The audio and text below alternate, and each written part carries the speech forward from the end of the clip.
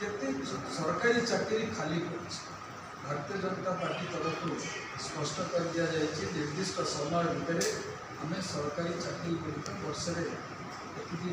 भर्ती करूँ 2 वर्ष भर्ती करूँ से प्रक्रिया केंद्र सरकार तरफ निजुक्ति मेला ओडिशा रे खाली पड़ता चाकरी खाली पड़ता पदवी भरवाई कौन प्रक्रिया और विशेषकर पब्लिक सर्विस कमिशन OPSC जो भाव में टिफन खावा अवस्था चलुची मुर्मूष अवस्था चलुची तार संशोधन भारतीय जनता पार्टी गोटे कथा कह 3टी पर्यायर निर्वाचन सरीला और 3टी पर्यायर निर्वाचन में स्पष्ट हो केवल लोकसभा आसन आशातीत संख्या भारतीय जनता पार्टी भारतीय जनता पार्टी ओडिशा सरकार गठन कर जो 42टी विधानसभा आसन भोट होगा अच्छी और 6टी लोकसभा आसन भोट होगा बहुत भल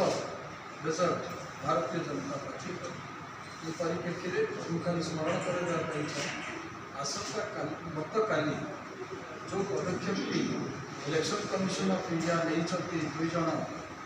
वरिष्ठ पुलिस अधिकारी विरुद्ध श्रृंखलागत कार्यानुष्ठान ये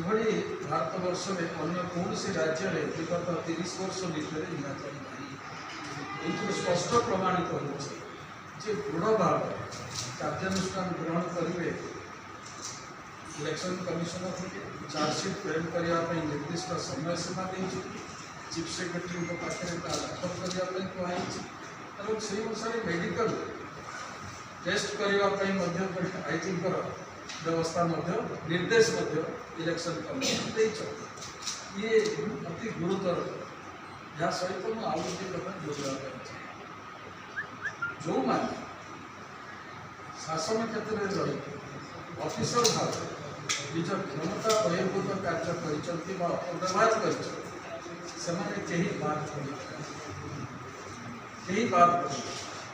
विगत 10 वर्ष भितर जो भाव में क्षमता दुरुपयोग किसी ऑफिसर गोटे नेक्सस कर